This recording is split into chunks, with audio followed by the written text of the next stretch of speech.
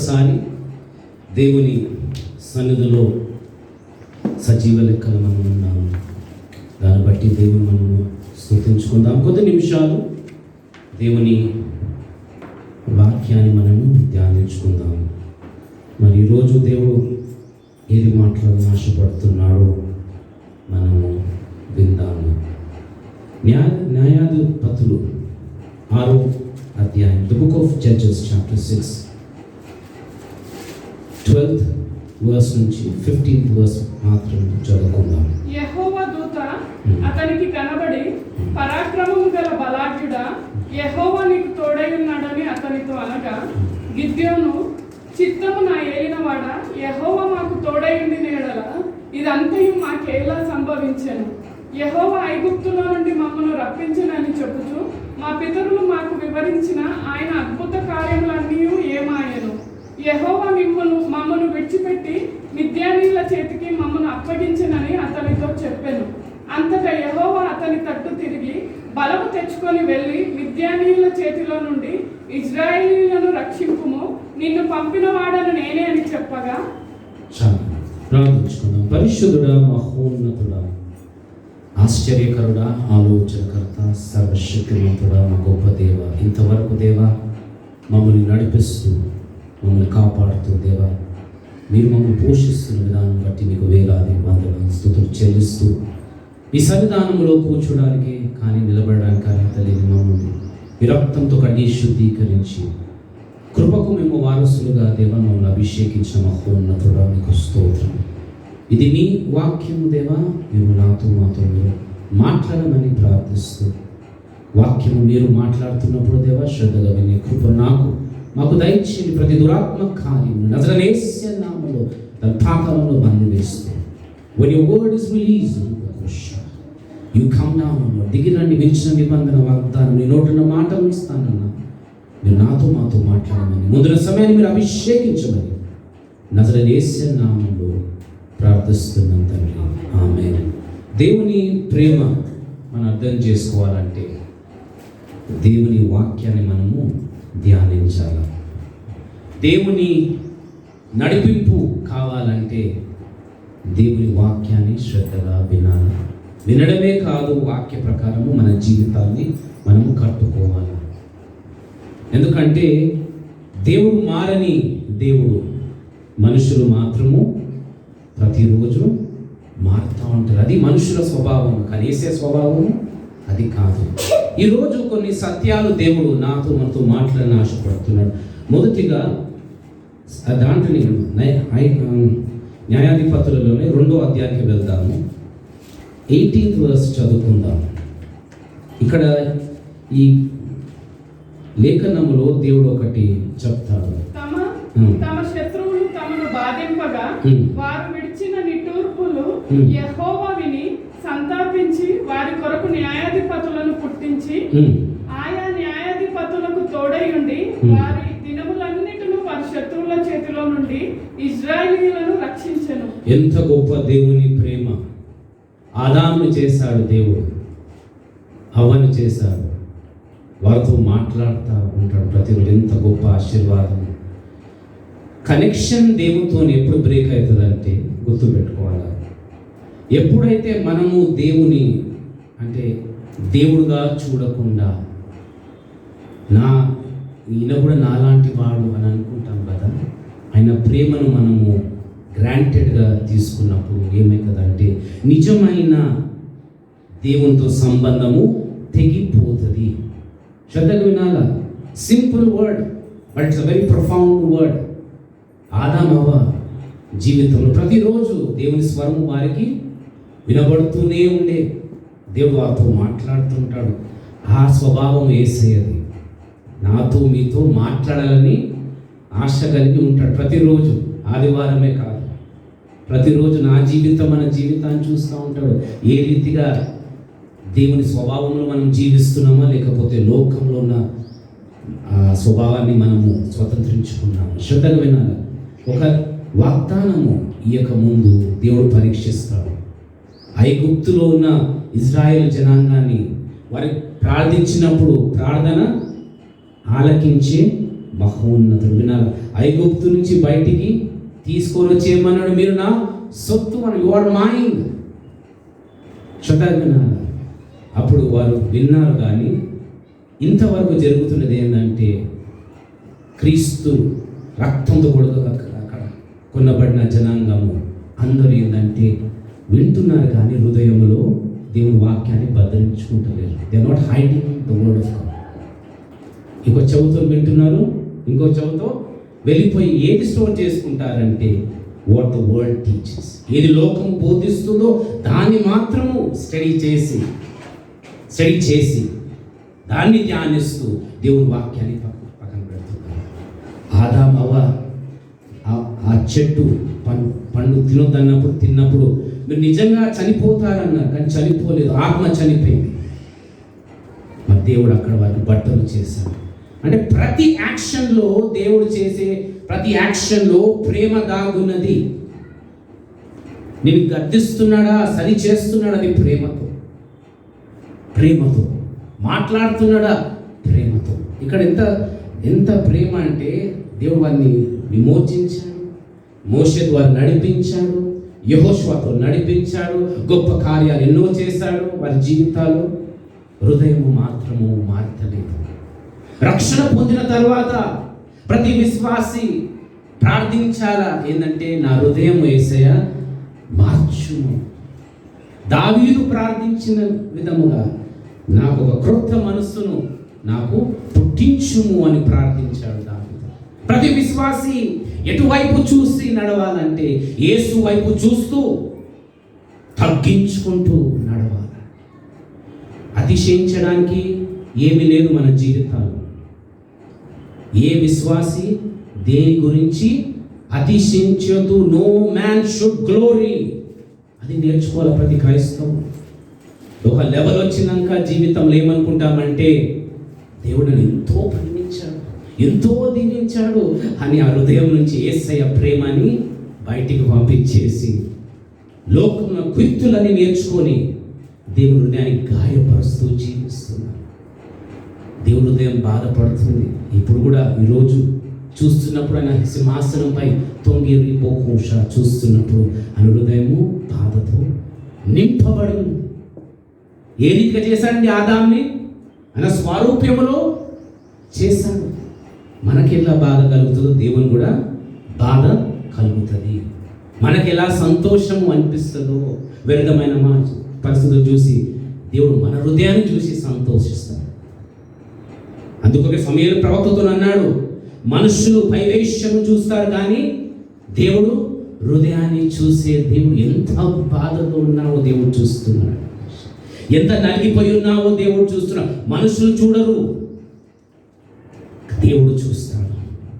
న్యాయాధిపతులు అంటాడు ఎంత గొప్పగా, తమ శత్రువులు ఒకటి మీరు శ్రద్ధగా వినాలా, విమోచించాడు, విడిపించాడు యేసయ్య, మాట వినకపోతే ఖండించాడు కూడా. అందుకొరకే థ్యాంక్ యూ లార్డ్. ఎబ్రిల్కి రాసిన పత్రిక the book of Hebrews 4th chapter 12th verse చదువుకుందాం.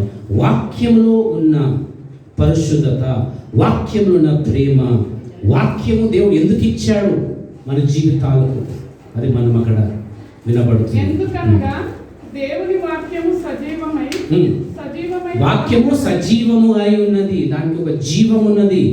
అందుకొరకే యేసయ్య శిశువుతో మాట్లాడుతున్నప్పుడు నా మాటలు జీవము ఆత్మై ఉన్నాయి.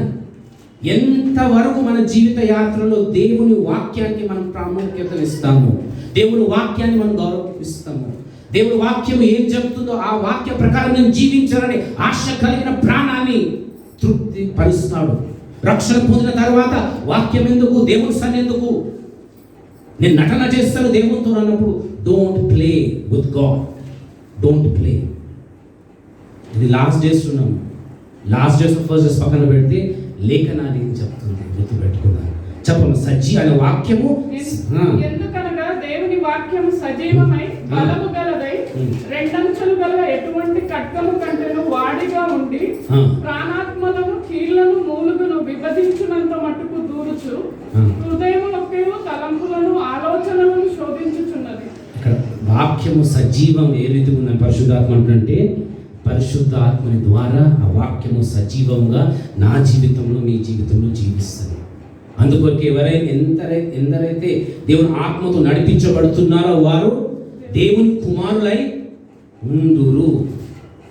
As long as you are led by the Spirit of God, as long, ఎప్పుడైతే దేవుని ఆత్మను నువ్వు పక్కన పెడతావో, then you are not called a son of God nor a daughter. ప్రతిరోజు ఇక్కడ ఎంత ప్రేమ చూపిస్తుంటే తమ శత్రువులు తమ్మును బాధింపగా వారు విడిచిన నిట్టూర్పులు యెహోవా విని సంతాపించి. ఎంత గొప్ప దేవుడు అంటే, శిక్షిస్తున్నా కూడా మనం అమ్మా అని ఇలా పిలుస్తాం, మన అమ్మని నాన్న అని ఇలా ఇంకొందో పిలుస్తాం.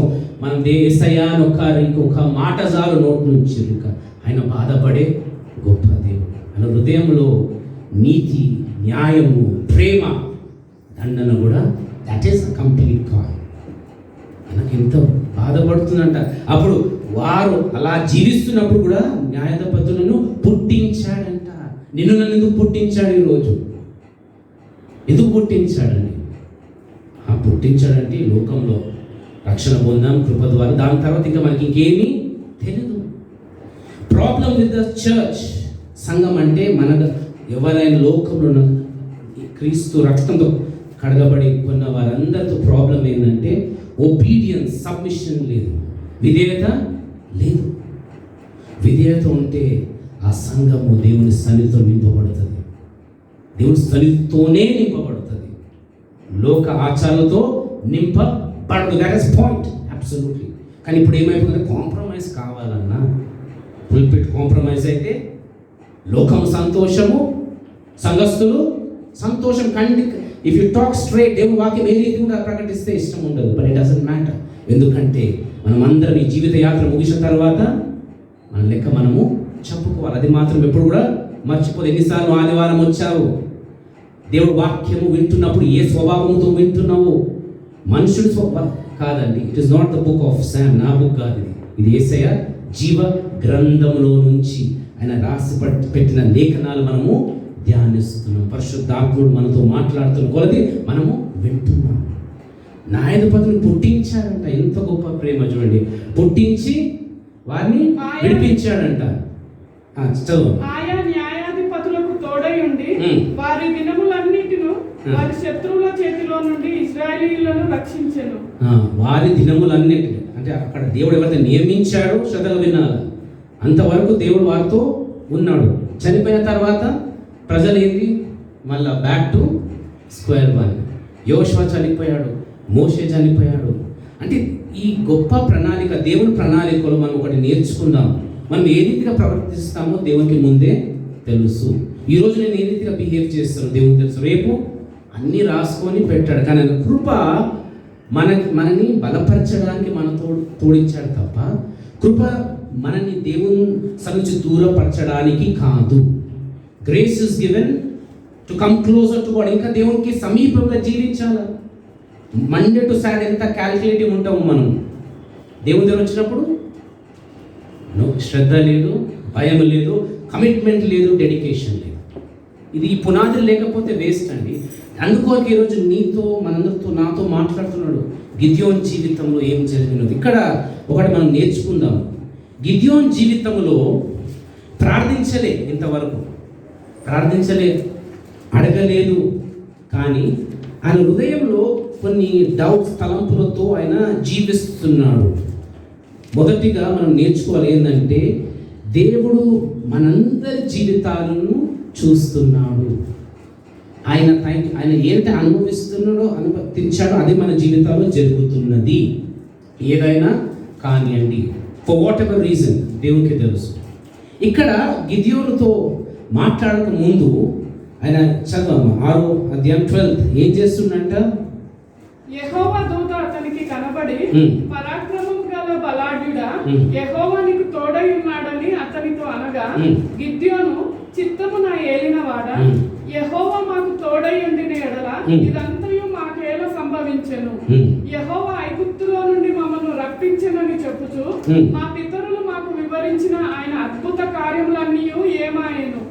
యెహోవా మమ్మను విడిచిపెట్టి మిద్యానీయుల చేతికి మమ్మను అప్పగించనని అతనితో చెప్పాను. అంతటా యెహోవా అతని తట్టు తిరిగి, బలము తెచ్చుకొని వెళ్ళి మిద్యానీయుల చేతిలో నుండి ఇశ్రాయేలీయులను రక్షింపుము, నిన్ను పంపిన వాడిని నేనే అని చెప్పగా, అతడు చిత్తము నా ఏలినవాడా, దేని సహాయం చేత నేను ఇశ్రాయేలీయులను రక్షింపగలను?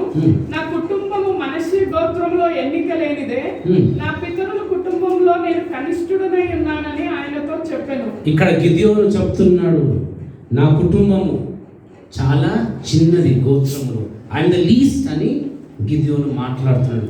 కానీ దేవుడు ఏం పలికాడు 12 అంటే, యెహోవా దూత అతనికి కనబడి పరక్రమముల గల బలాదుడా అంటే ఆ టైటిల్ ఇస్తున్నాడు దేవుడు. ఎలా ఇచ్చాడండి గిద్యోనికి? యుద్ధం ఆడాడా? శ్రద్ధగా వినాలా. దాకా ముందు ఏమైనా పోరాటం చేశాడా? లేదు. ప్రతి టైంలో విశ్వాసి నేర్చుకోవాలా, దేవుని ఆత్మ నీ మీద వచ్చినప్పుడు, సౌలు మీద దేవుని ఆత్మ వచ్చినప్పుడు క్రొత్త మనసు ఆయనకి కలిగినది. దేవుని ఆత్మ నీ మీద వచ్చినప్పుడు నువ్వు ధైర్యం పొందుకుంటావు. అందుకోకే 2 తిమోతి 1:7 ఆత్మ అనగా దేవుని ఆత్మ నీ మీద ఉన్నప్పుడు, నిజమైన పరిశుద్ధాత్మ నీ మీద ఉన్నప్పుడు ఏ ఆత్మతో నడిపించబడతావు అని రాయబడి ధైర్యము అనే ఆత్మ అది ఉంది. చదవాలి 2 తిమోతి 1:7. దేవుడు మనకు శక్తియు ప్రేమయు ఇంద్రియ నిగ్రహమును గల శక్తియు అంటే బలము, ప్రేమ, ఇంకా ఇంద్రియ నిగ్రహమును గల ఆత్మనే ఇచ్చాడు. అంటే పరిశుద్ధాత్ముడు నీ మీద ఏలుబడి చేస్తున్నప్పుడు ఇవన్నీ కూడా నువ్వు పొందుకుంటావు. అందుకొరకే గిద్యోనుతో యెహోవా దూత అన్నాడు, బలవంతుడా అని అంటున్నాడు. ఆ పిలుపుతో గిద్యోను కూడా షాక్ అయి ఉండొచ్చు. అరే, నా హృదయం ఇన్ని క్వశ్చన్స్ పెట్టుకున్నా, నేను విన్నాను, శ్రద్ధగా విన్నాను, దేవుడు గొప్పడు, ఐగుప్తు నుంచి విడిపించాడు, కానీ ఈ కష్టాలు ఎందుకని అంటున్నాడు. ఈ గ్రంథం అంతా దేవుడు స్పష్టంగా ఏం రాశాడంటే, దేవుడు చెప్పిన మాటలకు లోబడకపోవడం వల్లనే ఐగుప్తులు కానివ్వండి, ఈ వివిధ ఎనిమీస్ని దేవుడు ఇచ్చాడు ఇశ్రాయేలుకి. ప్రేమించే దేవుడు కాదా? ప్రేమిస్తున్నాడు. కానీ మాట వినకపోయినప్పుడు మనమందరం శ్రద్ధగా వినాలి. మనకి ఏదో ఒక ప్రాబ్లం కానీ ఏదో ఒకటి అలౌ చేస్తాడు. ఈ allows right it in your hearts. ఎందుకు? సరి చేయడానికి, లేకపోతే ఇంకేదైనా ఆయన స్వరూపంలో చెక్కడానికి శత్రువులు మాత్రమే ఉంటారు. మరి ఇక్కడ గిద్యోనుతో మాట్లాడుతున్నప్పుడు మొదటిగా మనం నేర్చుకోవాలా, గిద్యోను ఎప్పుడు ప్రార్థించలేదు, అడగలేదు. కానీ మన అందరి జీవితాలలో మనం ఏ రోజైతే కృప పొందినామో, ఏ రోజైతే మనం రక్షణ పొందినామో మనకి ముందు తెలియదు. అందుకొరకే మీరు విశ్వాసముతో కృప వలనే మీరు రక్షించబడారన్నారు. సో టైమ్ ఆఫ్ విజిటేషన్ ఎవరికి తెలీదు, కానీ ఆ టైమ్ ఆఫ్ విజిటేషన్ గిద్యోను జీవితంలో వచ్చింది. మరి ఇక్కడ గిద్యోనుతో దూత అంటున్నాడు, నువ్వు వెళ్ళు, ఇజ్రాయేలు నువ్వు రక్షించు, నేను నీ తోడే ఉంటానని సెలవిచ్చినప్పుడు 7వ అధ్యాయం వెళ్దామమ్మా. 7వ అధ్యాయంలో 2వ వచనం చదువుకుందాం. యెహోవా నీతోనున్న జనులు ఎక్కువ మంది, నేను వారి చేతికి మిద్యానీయులను అప్పగింపతగదు. ఇశ్రాయేలీయులు నా బాహుబలము మాకు రక్షణ కలగజేసి నన్ను కొనుక్కొని నా మీద అతిశయించుదురేమో. ఇంత టెస్టిమనీ దేవుడు పలుకుతున్న సాక్ష్యము, ఆయన అంటే విమోచించిన ప్రజల గురించి టెస్టిమనీ దేవుడు మాట్లాడుతున్నాడు. ఏంటంటే, గిద్యోను నీతో ఉన్నవారు చాలా ఎక్కువ మంది ఉన్నారు. ఒక సూత్రాన్ని నేర్పిస్తున్నాడు. అన్నీ ఉండి దేవుడిని నీ కార్యాలు చేయమని అడగడు, దేవుని కోసం జీవించమన్నాడు. ఏది లేనప్పుడు విశ్వాసముతో ముందుకు వెళ్ళమంటాడు. ఎందుకంటే అన్నీ ఉంటే దేవుని వైపు చూడడం తక్కువ, నా స్వభావం, నా శక్తి, నా జ్ఞానం మీద మనం ఎక్కువ ఆధారపడతాము. అందుకొరకే the book of Proverbs chapter 3 వెళ్దాము. ఇక్కడ ఒక సూత్రాన్ని దేవుడు 3వ అధ్యాయం 5వ వచనం 5-6. నీ స్వబుద్ధిని ఆధారము చేసుకొనక నీ పూర్ణ హృదయముతో యెహోవా యందు నమ్మకముంచుము. నీ ప్రవర్తన అంతటి యందు ఆయన అధికారములకు ఒప్పుకొనుము. అప్పుడు ఆయన నీ త్రోవలను సరళము చేయును. ఏంటంటే, దేవుణ్ణి మనం ఏ రీతిగా నమ్మాలా? పూర్ణ హృదయముతో మనము నమ్మాలా. ఇక్కడ నేర్పిస్తుంది గిద్యోనికి, నీతో ఉన్న జనములు ఎక్కువ మంది, వీరికి నేను అప్పగించను. ఎందుకంటే దేవునికి తెలుసు, మనలో మన జీవితంలో ఎప్పుడైతే సమృద్ధి మనము అనుభవిస్తామో అప్పుడు మనం దేవుని నుంచి దూరపరచబడతాము. అందుకోకే మన సంఘానికి పదే నేను నిన్ను దీవించిన తర్వాత నువ్వు జాగ్రత్తగా జీవించు. అంటే 2 sides. సంతోషం అనగా మేబీ ఆత్మను సంతోషం ఒకటి, లేకపోతే నేను అనుకున్నది అన్నీ జరుగుతున్నది అదొక సంతోషం. కానీ క్రీస్తు కోసం జీవిస్తున్నప్పుడు ఆ పోరాటంలో మనం ఎదుర్కొండే ప్రతి కష్టం కానివ్వండి, శత్రు పెట్టే ప్రతి శోధన కానివ్వండి, అక్కడ మనం ఏ రీతిగా స్పందిస్తామో, మన హృదయం ఏ రీతిగా స్పందిస్తుందో దేవుడు చాలా దగ్గరగా చూస్తాడు. ఇక్కడ అంటున్నాడు, నీ దగ్గర ఉన్న జనములు ఎక్కువ మంది, నేను వారి చేతికి మిద్యానీయులు అప్పగింపతగదు, ఇశ్రాయేలీయులు నా బాహుబలము నాకు రక్షణ కలగజేసిన అనుకొని నా మీద అతిశయించుదురేమో. కాబట్టి నీవు ఎవడు భయపడి వణుకుచున్నాడో వాడు త్వరపడి గిలాదు కొండ విడిచి తిరిగి వెళ్ళవలనని జనులు వినున్నట్లుగా ప్రకటించుమని గిద్యోనుతో సెలవిచ్చెను. ఇక్కడ ఒకటి సూత్రాన్ని నేర్పిస్తుంది గిద్యోను సైన్యములో. ఎవరైతే భయపడుతున్నారో వారిని ఇంటికి వెళ్ళిపో, రెస్ట్ తీసుకో అంటాడు. ఎన్నో సంఘాలు, సింపుల్ మీకు అర్థం కావడానికి, లక్షల మంది ఉండొచ్చు. లక్షల మందిలో షద్రక్, మెషక్, అబేద్నెగో కొంతమంది ఉంటారు. కాబట్టి ఎవరైతే భయం పడుతున్నా వాళ్ళని వెళ్ళిపోమని గిద్యోను అంటే ఎంతమంది వెళ్తారో చదువు. అప్పుడు జనములో నుండి 22,000 మంది తిరిగి వెళ్ళిపోయారు. సంతోషపడినారు హృదయంలో, వెళ్ళిపోమన్నాడు. అబ్బా యుద్ధం మనకి లేదు, వీరు చేసుకుంటారు సంతోషం, వాళ్ళు పనిచేసి మనం రెస్ట్ తీసుకుంటాం. నెక్స్ట్ చదువు. అలాగే హోలీ పరిశుద్ధాత్ముడు కొన్ని సూత్రాలు నేర్పించాలని ఆశపడు. నెక్స్ట్ 10,000 మంది నిలిచి ఉండగా యెహోవా ఈ జనులు ఇంకను ఎక్కువ మంది నీళ్ళ యొద్దకు వారిని దిగజేయము, అక్కడ నీ కొరకు వారిని శోధించదను. ఇంకా ఎక్కువ మంది అంటున్నాడు, 10,000 కూడా ఎక్కువ, ఇంత కూడా గిద్యోను. మరి ఒకటి మనం శ్రద్ధగా విన్నట్లయితే, ఆలోచించినట్లయితే, ఆలోచించాలా, వినాల, గ్రహింపు, అడగాల. మరి దేవుడు మాట్లాడుతున్నాడు గిద్యోనుతో. మరి దేవుడు ఒక సెకండ్ చెప్పలేడా? సరే వాళ్ళ పేర్లు చెప్పి పక్కన జరిగి వెళ్ళిపోమని లేదు. God is a God of process. ఒక ఆర్డర్, ఒక ప్రాసెస్ నేర్పిస్తున్నాడు. మొదటిగా ఎవరైతే భయంతో వాళ్ళు ఉన్నారు ఉదయం లెట్ దెమ్ గో. దాని తర్వాత వాళ్ళని దేవుడు నీళ్ళ దగ్గర నువ్వు తీసుకొని రామన్నాడు. మరి నీళ్ళ దగ్గరనే ఎందుకు? ఇప్పుడు వీళ్ళు యుద్ధం చేయడానికి వెళ్తున్నారు, నీళ్ళ దగ్గర ఏం చూడడానికి తీసుకొని వస్తున్నట్టే ఒక గొప్ప పాఠాన్ని దేవుడు మనకి నేర్పించాలని ఆశపడుతుంది. నీళ్ళు అనగా దేవుని వాక్యం. Water represents the word of God. అంటే ప్రతి విశ్వాసి రక్షణ పొందిన తర్వాత, ఇది చాలా ఇంపార్టెంట్, చాలా మందికి ఆశీర్వాదము మేము అనుభవించాలని ఆశ ఉంటుంది. It is a very good thought, మంచిదే. కానీ ఎలా నువ్వు దీవించబడతావంటే, దేవుని వాక్యానికి నువ్వు ఏ స్థానం ఇస్తావో నా హృదయంలో, నీ హృదయంలో, దాని కొలది దేవుడు నిన్ను దీవిస్తాడు. రిపీట్, ఏ స్థానం ఇస్తున్నావో దేవుని వాక్యానికి. ఎందుకంటే చదవం నెక్స్ట్, నీళ్ళ దగ్గర తీసుకొని వచ్చినాక ఏమంటున్నాడు చూద్దాం. దేవుడు దిగజేయము, అక్కడ నీ కొరకు వారిని శోధించదను, ఇతడు నీతో కూడా పోవాలనని నేను ఎవరి గురించి చెప్పుదునో వాడు నీతో పోవాలను, ఇతడు నీతో పోకూడదని ఎవరి గురించి నీతో చెప్పుదునో వాడు పోకూడదని గిద్యోనుతో సెలవిచ్చెను. అతడు నీళ్ళ యొద్దకు ఆ జనములు దిగజేసినప్పుడు యెహోవా కుక్క గతుకున్నట్లు తన నాలుగుతో నీళ్లను గతికిన ప్రతి వాణిని, త్రాగుటకు మోకాళ్ళుని కృంగిన ప్రతి వాణిని వేరువేరుగా ఉంచుమని గిద్యోనుతో సెలవు. ఇక్కడ ఇద్దరిని డివైడ్ చేస్తున్నాడు. మన రక్షణ పొందిన తర్వాత 2 kinds of believers. ఒక కుక్క అంటే అని మన కోపం వచ్చింది. కుక్క రిప్రజెంట్స్ విశ్వాసత, నమ్మకత్వాన్ని కుక్క రిప్రజెంట్ చేస్తుంది.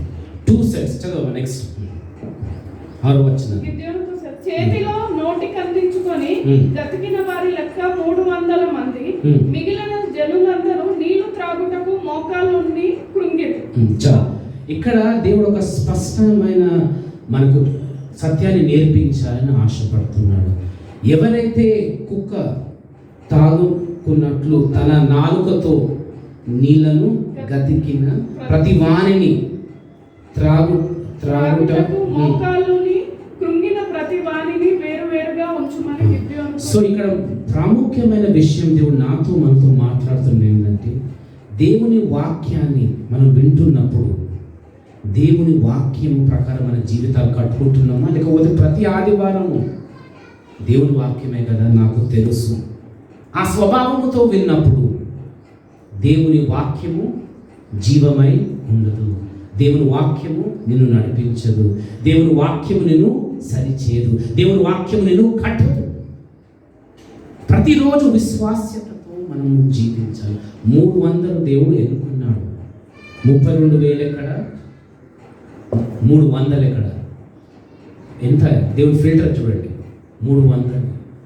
అంటే దేవుడు ఎంత సంఘాలు ఏం నేర్పిస్తుందంటే, దేవునికి కానుకలేయండి, దశమాగలేయండి, మంచిదే. దాని తర్వాత నువ్వు ఎట్లా జీవిస్తే అట్లా మంచిది, అది తప్పు పోదా.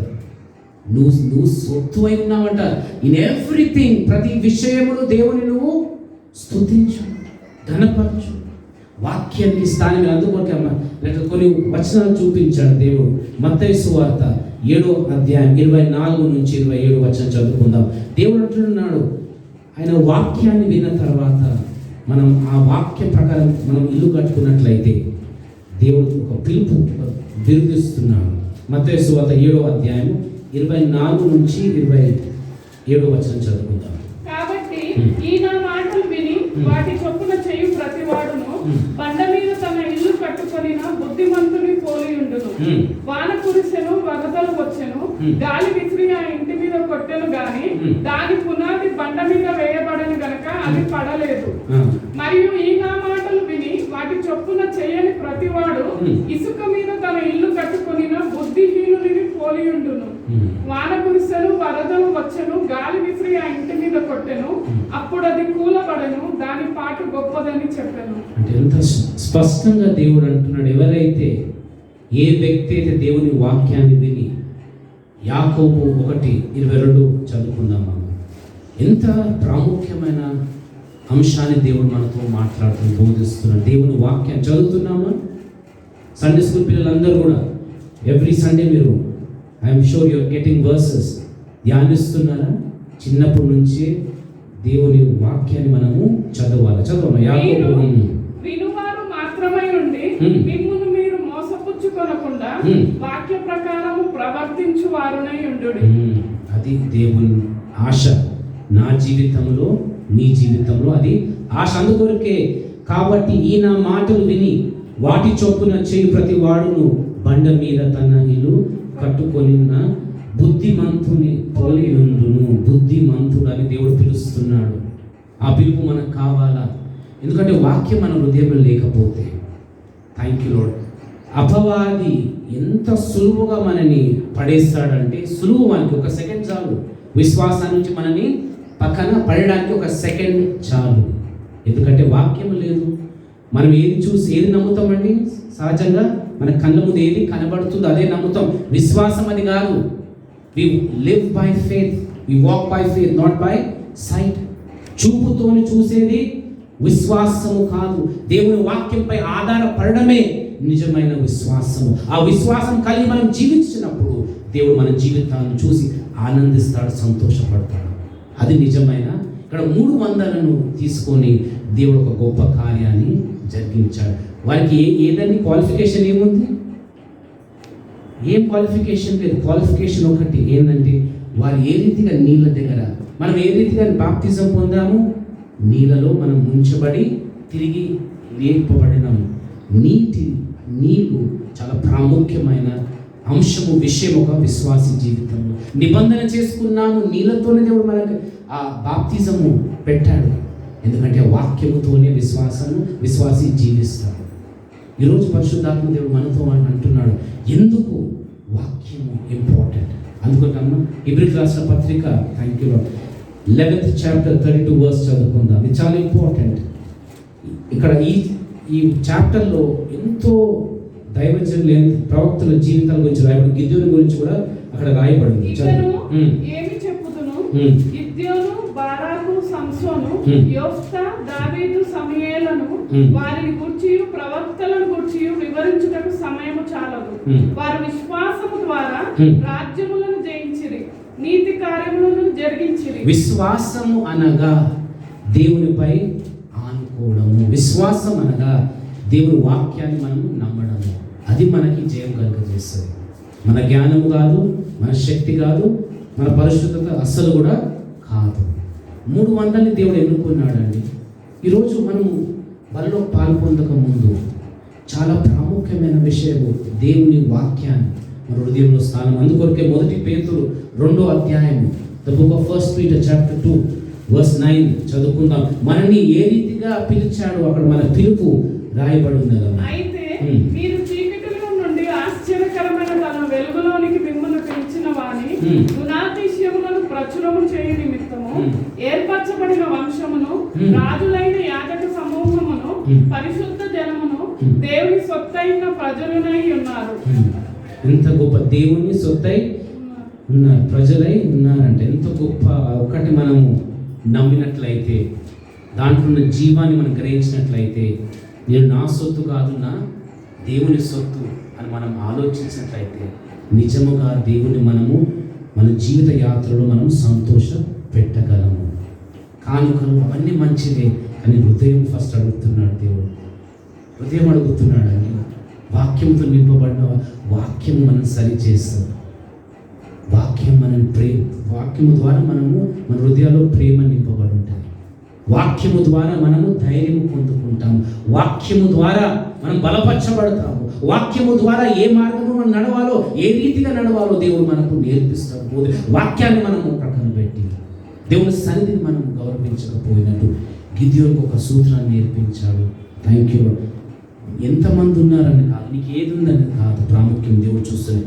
నీ హృదయంలో దేవుని వాక్యానికి చోటు ఉన్నట్లయితే, యేసయ్య అనే ఆ గొప్ప దేవుని ప్రేమను నీ హృదయంలో నింపుకున్నట్లయితే, దేవుడు నిన్ను అందరినీ వాడుకోవడానికి కదా. పాయింట్ ఇస్, అందరు రక్షించబడినారు, లక్షల కోట్ల మంది ప్రజలు రక్షించబడారు, కానీ అందరి లోపల దేవుడు ఫిల్టర్ పెడతా ఉంటాడు.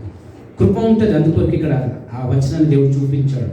శత్రువులు వచ్చినప్పుడు, వారు ప్రార్థించినప్పుడు వారు దేవుడు దాన్ని డెలివర్ చేస్తున్నాడు. కానీ అదే మన పిలుపు కాదని పరిశుద్ధాత్మ దేవుడు అంటున్నాడు. కష్టం వచ్చినప్పుడే దేవుడి వైపు చూడడము, నెక్స్ట్ మంత్ ఒక 1 crore 110 lakhs వచ్చేసింది అనుకో, హల్లెలూయా ఐఎమ్ లైక్ క్రైస్ట్ అని జీవించడం. ఆ భయంకరమైన జీవితాలు ఎంతో మంది జీవిస్తున్నారు. ఎందుకంటే ఎన్నిసార్లు దేవుని ఆశీర్వాదం నువ్వు పొందినా, నువ్వు పొందుకుంటూనే ఉంటావు, భయపడవు. నువ్వు పొందిన తర్వాత దేవునికి ఏమిస్తున్నావు? నీ జీవితాన్ని నువ్వు సమర్పించుకుంటున్నావా? దేవుని కోసం జీవిస్తున్నావా? ఇంకొకటి, కృపతో మన ఈ జీవిత యాత్రను ఆరంభించాలి. ఈ విశ్వాస యాత్రను మనం ఆరంభించాలి. ఈ గిద్యోను థ్యాంక్ యూ లార్డ్ జయనిచ్చాడు దేవుడు. అది మనం చదువుతలేము, కానీ అంత అయిన తర్వాత ఆయన జీవితం ఎండ్ కాకముందు ఆయన జీవితంలో ఏమైందో ఒకటి చూసుకుందాం. న్యాయాధిపతులు 8th chapter 27వ వచనం చదువుకున్నాం. ఇదంతా అయిపోయింది. 300 ఆర్మీతో, సైన్యంతో దేవుడు ఘన విజయాన్ని ఇచ్చాడు. ఆయననే పోరాడాడు యేసయ్య. దాని తర్వాత గిద్యోను జీవితంలో ఆఖరి దినాల్లో ఈయన చేశాడు. కావున ఇశ్రాయేలీయులందరూ అక్కడికి పోయి దానిని అనుసరించి వ్యభిచారులైరి. అది గిద్యోనుకును అతని ఇంటి వారికి ఉరిగా నుండెను. ఎంత భయంకరం చూడాలి. స్పష్టంగా నడిపించబడుతున్నారంటే గొప్ప కాదు, వాడబడుతున్నారంటే గొప్ప కాదు. ఎందుకంటే దేవుడు నడిపిస్తున్నాడు, దేవుడు పరిశుద్ధాత్మ ద్వారా కార్యాలు జరిగిస్తున్నాడు. కృప పొందాడు గిద్యోను. ఆయన అన్నాడు, మా గోత్రము చాలా చిన్నది అన్నాడు. అంటే నేను చాలా చిన్నోడిని వేసి నాకేం వాల్యూ లేదంటున్నాడు. ఆరితిన సౌలు కూడా సమయం వచ్చినప్పుడు, అభిషేకించినప్పుడు ఆయన దాచుకున్నాడంట. ఆయన కూడా కృప పొందాడు, ఆయన కూడా అభిషేకించబడినాడు సమయం ద్వారా. ఇక్కడ కూడా గిద్యోను యెహోవా దూతతో ఈయన ఈ పని అప్పగించినప్పుడు ఘన విజయాన్ని పొందుకున్నాడు. కానీ సౌలు కూడా ప్రజల మాటలు విని భయపడి దేవుణ్ణి అక్కడ హర్ట్ చేశాడు. అప్పుడు రాజుగా దేవుడు తీసివేశాడు. సౌలు స్థానంలో దావీదుని దేవుడు పెట్టాడు. గిద్యోను జీవితంలో శ్రద్ధగా వినాలా. మనం కృప పొందుకున్నాము, రక్షణ పొందినాము. మన యాత్ర ముగించేటప్పుడు ఏ సాక్ష్యం కలిగి మనము ముగించబోతున్నాము అని కూడా చాలా ప్రాముఖ్యమైన. కూడా పౌలు భక్తులను, నేను ఒక మంచి పోరాటాన్ని నేను పోరాడి నా విశ్వాసాన్ని నేను కాపాడుకుంటుంది, నాకు ఒక బహుమానం ఉందని ఎంత గొప్ప సాక్ష్యం పౌలు అన్నాడు. ఆ టెస్టిమనీ కావాలండి. Never boast. దేవుడు వాడుకుంటున్నాడు. బాలాంతో మాట్లాడడానికి గాడిదను వాడుకున్నాడు. ఒక చీర కూడా రీకొందర వాడుకోవచ్చు. చాలా స్పష్టంగా వాడుకుంటున్నాడు. అతిశయంతో తగ్గించుకోవాలి. దేవా, నేను ఒక గాడిద పిల్లలు, దేవా నీవు నా మీద ఏలుబడి చేయ. పరిశుద్ధాత్మ దేవా, you rule over me, you rule over me. అతిశయం ఎప్పుడు కూడా పడదు. గిదెయోను జీవితంలో, సౌలు జీవితంలో కానివ్వండి, దేవుడు ఎప్పుడైతే పని ఇస్తాడో, వాడుకుంటున్నాడో, ఇంకా మనం దీన మనసును కలిగి ఉండాలా. వాక్యం అంటున్నారు, వాక్యం అనే స్థానం అంటే ఈ వాక్యం ఎవరమ్మా? యోహాను 1వ అధ్యాయం 1వ వచనాన్ని, అది మనం నేర్చుకోవాలి. వాక్యం ఒక పేరు, కానీ వాక్యం అంటే ఎవరు? ఆదియందు వాక్యము ఉండెను, వాక్యము దేవుని యొద్ద ఉండెను, వాక్యము దేవుడై ఉండెను. అంటే వాక్యం అనగా యేసయ్య, అది గుర్తుపెట్టుకోవాలా. ప్రతి విశ్వాసి నీతి బాప్తిజం పొందిన తర్వాత నువ్వు ఎవరిని ధరించుకోవాలా? యేసయ్యను నువ్వు ధరించుకోవాలా. వాక్యం అంటే ఇట్స్ నాట్ అ లెటర్, అక్షరం కాదు, అది జీవము. అక్షరము చంపును కానీ ఆత్మ జీవింపజేసేది. ఆత్మ అనగా ఎప్పుడైతే మనం లోబడతామో దేవుని వాక్యానికి, ఆ నిబంధనలను నమ్మకంగా నువ్వు జీవించినట్లయితే అది నిబంధన.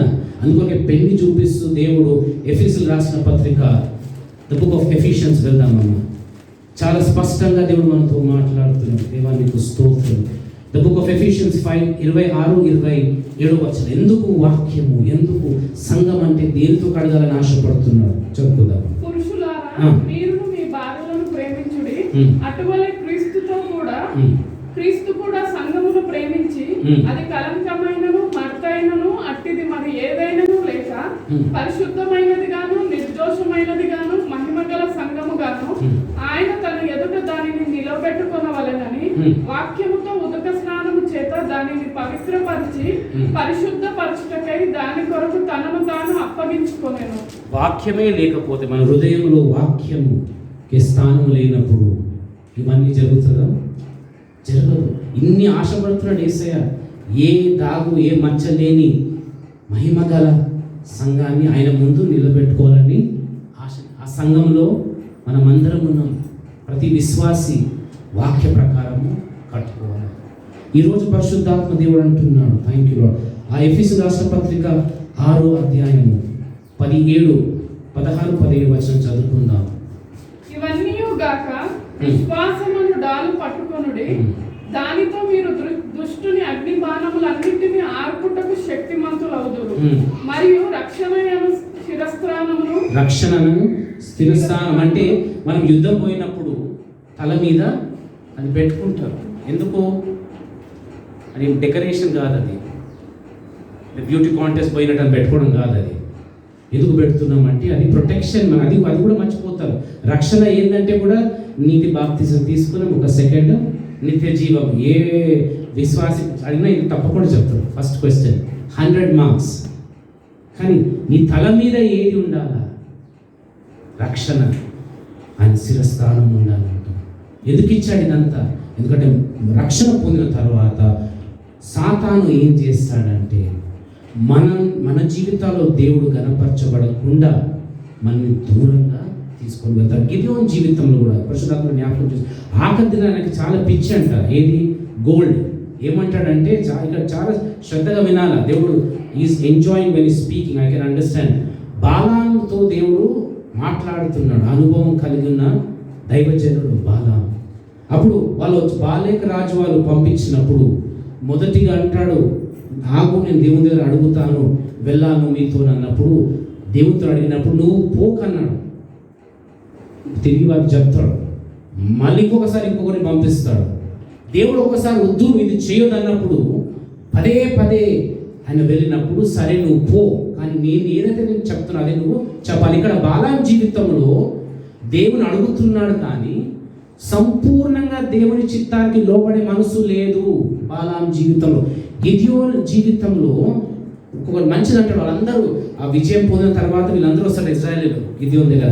గిదెయోనా, నీవు నీ కుమారులు మా మీద మీరు ఏలుబడి చేయండి, మీరు రాజుగా ఉండమంటే నేను కాదు, నా కుమారులు కాదు, దేవుడే నీ మీద ఏలుబడి. చాలా వండర్ఫుల్. కానీ అంటున్నాడు. అదే కానీ మన పెద్ద ఏమైతే పిట్ అయి ఉంటుంది మన లైఫ్లో. కానీ మీరందరూ ఏం చేస్తారంటే, ఇంత గోల్డ్ ఉంది కదా అవంతా నాకు తీసుకొని రండి. ఆ గోల్డ్ అంతా తీసుకొని వచ్చినాక ఒక ఇమేజ్ చేస్తాడు. అది ఆ శాపంగా మారిపోయింది. అందుకొరకే 1 యోహాను 2వ అధ్యాయం, the book of 1 John chapter 2 and verse 15. అందుకొరకే దేవుడు ఇక్కడ ఏమంటాడు, ఒకరు వచ్చి వేసేనంటారు, దేవా అన్నిటి ఆజ్ఞల కన్నా శ్రేష్టమైన గొప్ప ఆజ్ఞ అంటే నీ దేవుడైన యెహోవాని నీ పూర్ణ మనసుతో పూర్ణ హృదయంతో నువ్వు ప్రేమించాల అన్న ఇక్కడ దేవుడు ఇంకొక ఆజ్ఞ మనకి ఇస్తున్నాడు ప్రతి విశ్వాసం. చదువుకుందాం. 1 యోహాను 2nd chapter 15. లోకమును కానియండి దాన్ని ప్రేమించులని అక్కడ ఈ రాయబడింది. లోకమునైనను లోకములో ఉన్న వాటినైనను ప్రేమింపకుడి. ఎవడైనను లోకమును ప్రేమించిన ఎడల తండ్రి ప్రేమ వానిలో నుండదు. లోకములో ఉన్నదంతయు అనగా శరీరాశయు, నేత్రాశయు, జీవపు డంబమును తండ్రి వలన పుట్టినవి కావు, అవి లోక సంబంధమైనవే.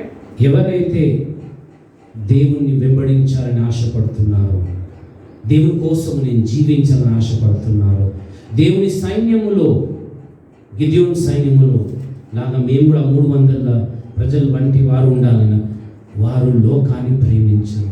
దేవుని వాక్యం ఏం చేస్తుందంటే లోక ప్రేమను నుంచి మనల్ని దూరము చేస్తుంది. That is the power of the living word of God.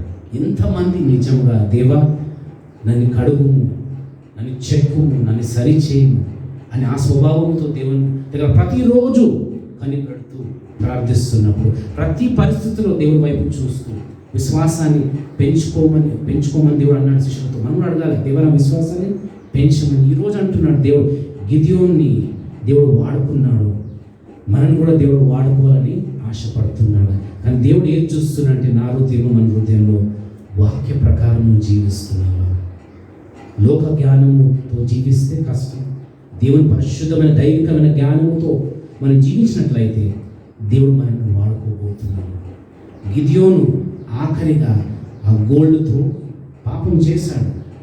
కానీ మనము పౌలు వంటి సాక్ష్యం కలిగి జీవించాలని ప్రార్థిస్తాం. దేవుడి వాక్యము దీవించుగాక. మన కొద్ది నిమిషాలు ఈరోజు దేవుడు మనతో మాట్లాడాడు. ఆయన కృప, ఆయన ప్రేమ ఎంత ఉన్నతమైనదో దేవుడు మనతో మాట్లాడాడు. మనం తప్పులు చేసినప్పుడు కూడా దేవుడు మన ప్రార్థనను ఆలకిస్తున్నాడు.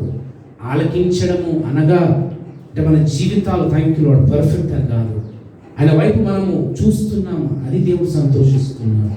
ఇది నా ప్రజలు, నేను వీళ్ళు కొన్నాను, వీళ్ళు నా సొత్తు అని అది దేవుడు ఎప్పుడు కూడా గుర్తుపెట్టుకున్నాడు. అందుకొరకే మనం ఎప్పుడు విడవలేదు, ఎడబాయలేదు. కానీ మనము ఎప్పుడైతే పాపము కానివ్వండి అన్న వాక్యాన్ని మనం పక్కన పెట్టి మన జీవితాలు మనం జీవిస్తామో, శిక్ష మాత్రం దేవుడి సరి చేయడానికి తప్పకుండా దేవుడు ప్రయత్నిస్తాడు, పరిస్థితులు కలగజేస్తాడు. అవన్నీ కూడా మనం మంచికే. రోమిలకు రాసిన పత్రిక బుక్ ఆఫ్ రోమన్స్ చాప్టర్ 8:28లో అన్ని విషయాలు for all things work together అన్నాడు. ప్రతి విషయము మన మంచికే దేవుడు చేసే సమర్థుడు. కానీ ఆ యాత్రలో మనం దేవుడి వైపు చూస్తాం. కొద్ది నిమిషాలు మనం అందరం దేవుని స్వరాన్ని విన్నాం. మరి దేవా, నేను కూడా నా హృదయంలో, నా జీవితంలో దేవా విశ్వాసంతో